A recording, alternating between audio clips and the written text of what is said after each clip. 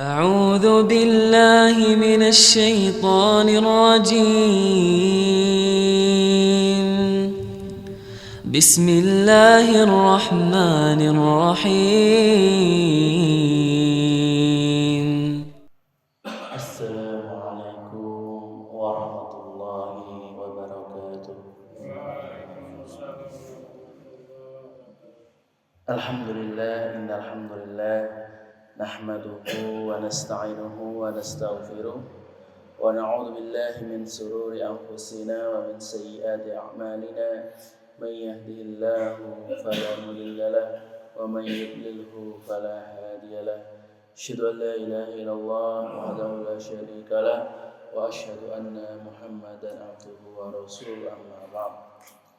Alhamdulillah, segala puji marilah kita panjatkan kehadirat Allah Subhanahu wa taala yang dengan nikmatnya pada pagi hari ini kita masih diberi kesempatan untuk melaksanakan sholat subuh berjamaah di Masjid Ar-Rahmah ini.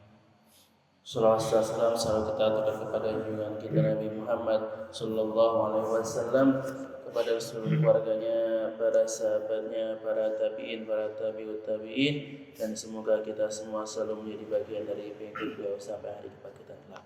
Amin amin. Jamaah rahimani wa rahimakumullah, alhamdulillah pada hari ini kita sudah memasuki tanggal 11 Sya'ban ya. Jadi insyaallah sekitar 3 minggu kurang ya, 19 hari lagi kita akan memasuki bulan Ramadan yang mulia. Maka jemaah rahimani wa rahimakumullah, Ramadan ini kalau kita ibaratkan ibadah itu sebagai sebuah lomba, sebagaimana firman Allah Ta'ala, fastabiqul khairat, berlomba-lombalah dalam kebaikan, wasari'u ila maghfiratin min rabbikum, bersegeralah kalian untuk mencapai ampunan Rabb kalian. Maka Ramadan itu bisa kita ibaratkan sebagai sebuah olimpiade. Puncaknya lomba, di mana di dalamnya itu terkumpul berbagai macam ibadah. Baca Quran, puasa, sholat malam, dan ibadah-ibadah yang lain. Maka kalau orang itu mau ikut lomba, mau memenangkan sebuah lomba, maka mesti sudah persiapan dari jauh-jauh hari. Misalnya kita olahraga apa ya? Badminton katanya. Mau ikut lomba badminton, lombanya tanggal 15. Maka dari tanggal 1 atau bahkan dari sebulan sebelumnya itu sudah pemanasan, sudah latihan, training, pemanasan, persiapan fisik dan yang lainnya. Itu kalau mau menang. Maka nggak ada ceritanya orang kok ikut lomba kemudian malas-malesan, tidak latihan, santai-santai saja, kemudian ketika hari H ikut lomba kok pengen dapat medali. Ini tidak mungkin. Tidak akan bisa. Maka sama dengan Ramadan. Kalau kita itu mau mendapatkan medali takwa di bulan Ramadan nanti, kita mendapatkan maghfirah, mendapatkan ampunan dan pahala yang besar dari Allah Subhanahu wa taala, maka harus latihan, harus persiapan dari jauh-jauh hari. Karena ibarat maraton ya. Kalau orang lari maraton, mau lari itu gak pemanasan terlebih dahulu, gak stretching, gak lari-lari kecil terlebih dahulu, maka tidak akan bisa sampai garis finish. Baru sekilo 2 kilo sudah kemeng ya, sudah capek, sudah tidak kuat. Maka Ramadan itu juga seperti maraton. Karena ketika di bulan Ramadan Allah itu menuntut kita untuk beribadah secara maksimal, beribadah dengan sekuat tenaga kita, itu tidak hanya 1 atau 2 hari saja, tapi selama 30 hari. 30 hari full dituntut untuk beribadah secara maksimal. Dan grafik ibadahnya itu selama Ramadan itu harus naik, ya, nggak boleh turun. Jadi 10 hari pertama itu sudah bagus, 10 hari kedua itu makin tinggi, dan puncaknya itu di 10 hari terakhir. Jangan sampai kok seperti kebanyakan saudara kita, ya, biasanya itu Ramadan makin akhir harinya makin maju, ya, makin maju softnya. Awalnya hari pertama full, pertengahan tambah maju, puncaknya pas sebelum Idul Fitri tinggal imam sama makmumnya. Maka orang yang seperti ini yang tidak kuat beribadah sampai akhir Ramadan, itu bukan karena dia tidak kuat, bukan karena dia tidak mampu, tapi tadi kurang persiapan, kurang pemanasan. Maka jemaah rahimani wa rahimakumullah, kenapa kok kita itu harus persiapan, harus latihan? Apa sih? Apa sebabnya? Apakah penting untuk persiapan ini? Ya. Ini sangat penting. Kenapa? Karena tadi ketika kita tidak persiapan, kita tidak latihan, maka Ramadannya itu tidak akan maksimal. Bulan Ramadan yang harusnya dijalankan dengan sekuat tenaga akan dia jalankan dengan sisa-sisa tenaga saja. Sholat ya sekedar sholat, yang penting sholat, yang penting puasa, yang penting baca Quran. Ini yang penting saja. Nah, kalau seperti ini kita khawatirnya akan keluar dari bulan Ramadan kemudian tidak mendapatkan apa-apa. Sebagaimana dalam sabda Rasulullah Shallallahu Alaihi Wasallam, ketika beliau itu naik mimbar, di tangga pertama beliau itu mengucapkan amin, tangga kedua mengucapkan amin lagi, kemudian di tangga ketiga mengucapkan amin. Jadi mengucapkan amin 3 kali. Kemudian di atas mimbar beliau berbalik dan berkata kepada para sahabat, wahai para sahabatku, tahukah kalian kenapa saya mengucapkan amin 3 kali tadi? Ya. Maka sahabatnya menjawab, Allah dan Rasulnya yang lebih tahu. Maka Rasulullah berkata, tadi ketika saya naik mimbar, Jibril itu datang kepada saya. Kemudian Jibril berdoa, ya Allah, berikanlah kebinasaan bagi orang yang mendapati kedua orang tuanya atau salah satunya masih hidup, kemudian dia tidak bisa masuk surga melalui kedua orang tuanya tersebut. Maka Rasulullah mengucapkan amin. Kemudian di tangga kedua Jibril berdoa, ya Allah, berikanlah kebinasaan bagi orang yang mendapati bulan Ramadan kemudian dia keluar darinya tanpa mendapatkan ampunan. Maka Rasulullah mengucapkan amin. Dan di tangga yang ketiga Jibril berdoa, ya Allah, berikanlah kebinasaan ketika ada orang yang mendengar nama Nabi Muhammad kemudian dia tidak bersolawat. Maka aku mengucapkan amin. Kita lihat, ada makhluk yang paling mulia, malaikat yang paling mulia itu mendoakan kebinasaan, kemudian diaminkan oleh manusia yang paling mulia. Ya, berarti kan insya Allah doanya langsung kepada Allah, ya Pak. Insya Allah pasti dikabulkan. Ini kan doa 2 makhluk yang paling mulia. Ini mendoakan kebinasaan, mendoakan kecelakaan, salah satunya tadi kepada orang yang dia itu melalui masuk ke bulan Ramadan, menjalani bulan Ramadan, kemudian ketika keluar itu tidak mendapatkan apa-apa, tidak mendapatkan pahala, tidak mendapatkan maghfirah. Kenapa? Karena tadi menjalankannya secara santai-santai saja, biasa-biasa saja. Dan orang-orang yang seperti ini bukan karena mereka itu tidak mampu, bukan karena tidak bakat, bukan karena tidak bisa, tapi tadi kurang persiapan saja, kurang pemanasan saja.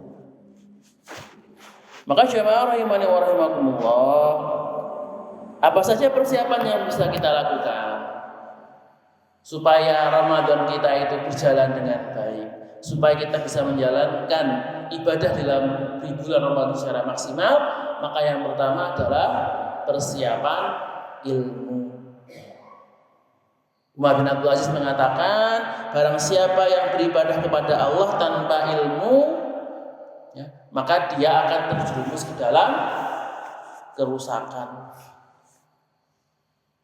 Jadi sebelum kita ibadah, kita harus tahu dulu tata caranya bagaimana, puasa itu apa, puasa yang benar itu bagaimana, apa yang diwajibkan, apa yang diharamkan, apa yang disunahkan ketika berpuasa, itu kita harus tahu.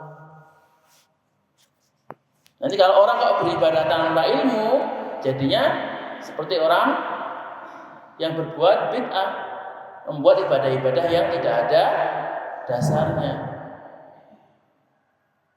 Jadi kadang-kadang orang yang seperti ini yang ibadah-ibadah bid'ah yang tidak ada syariatnya malah dikerjakan, yang ada syariatnya malah ditinggalkan karena dia tidak belajar. Belajarnya lewat mana? Ya bisa kita buka, bisa lewat internet. Ya sekarang sudah masa yang zaman canggih, tanya Google sudah lengkap ya, atau lewat ChatGPT, AI. Bisa tanya tuh apa saja kewajiban di bulan Ramadan, sunah-sunah ketika berpuasa, apa yang diharamkan ketika berpuasa. Jadi ketika tarawih, tata cara tarawih bagaimana, waktu-waktu untuk membaca Quran yang baik bagaimana, itu bisa kita cari, kita dalami terlebih dahulu. Kemudian yang kedua adalah berniat untuk susah payah di dalam ibadah. Jadi kita tekadkan dalam hati kita bahwa nanti itu Ramadan akan kita jalani dengan serius, dengan segenap tenaga kita. Karena ibadah kita itu kalau dibandingkan ibadahnya Rasulullah, ibadahnya para sahabat, itu wis sithik tur ora apik. Dari segi kuantitas itu jauh lebih sedikit, apalagi dari segi kualitasnya. Bagaimana kita bisa bandingkan dengan Rasulullah yang kalau sholat malam itu takbirnya pas ba'da isya, rukuknya pas jam 1. Itu tahajudnya Rasulullah. Yang ketika tahajud saking lamanya sujud sampai kakinya bengkak.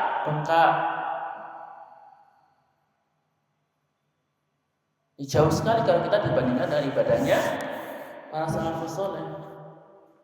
Tapi minimal, kalaupun kita tidak bisa mengimbangi mereka lewat kuantitasnya atau kualitas ibadah kita, minimalnya kita imbangi lewat semangat kita, lewat perjuangan kita, bahwa walaupun ibadah itu ibadah yang mohon maaf ya belum seberapa, tapi paling tidak ibadah itu adalah ibadah hasil